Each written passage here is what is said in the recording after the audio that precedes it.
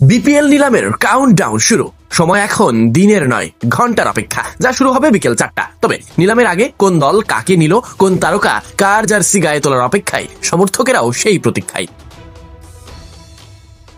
নিলামের আগেই মোট 23 ক্রিকেটার সরাসরি চুক্তিতে জায়গা করে নিয়েছেন বিপিএল এর 6টি দলে। তাদেরকে ঘিরেই ফ্র্যাঞ্চাইজিগুলো দল সাজাবে। শুরুটা করা যাক চায়ের শহরকে দিয়ে। প্রথমেই সিলেট টাইটান্স দলটা এবার ভিড়িয়েছেন 4 জন ম্যাচ উইনারকে। মেহেদী হাসান মিরাজ, নাসুম আহমেদ, সঙ্গে পাকিস্তানের সাইম আয়ুব এবং মোহাম্মদ আমির। ব্যাটে বলে ভারসাম্য ধরে রাখতে সিলেট পরিকল্পনা সাজিয়েছে নিজস্ব উপায়ে।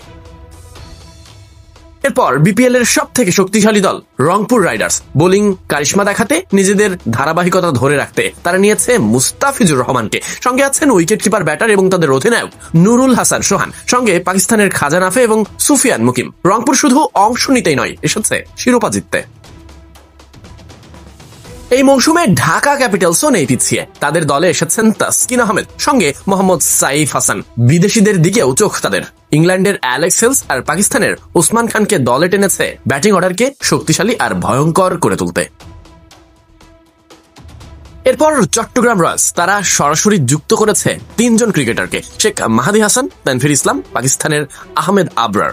দেশি বোলিং শক্তির সঙ্গে এক বিদেশি, দল গোছানো তো এখনো বাকি। তাদের চোখ থাকবে নিলামে।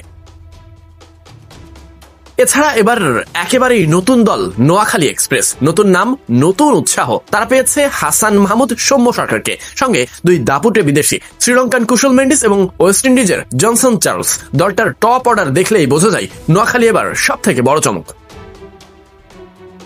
সবশেষ দল রাজশাহী ওয়ারিয়র্স।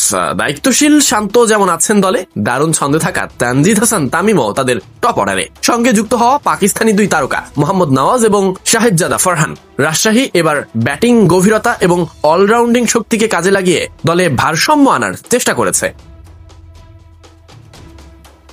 এই সবগুলো দলের মাঝে চট্টগ্রাম রয়্যালস বাদে বাকি সব দলে 4 জন করে ক্রিকেটার। চট্টগ্রাম নিয়েছে মোট 3 জন, 2 বিদেশি 1 দেশি। তবে সব থেকে মজার তথ্য, সরাসরি চুক্তিতে নেওয়া 11 জন বিদেশির মধ্যে 8 জনই পাকিস্তানি। বাকি 3 জন, একজন শ্রীলঙ্কান, একজন ইংল্যান্ডের, আরেকজন ক্যারিবিয়ান।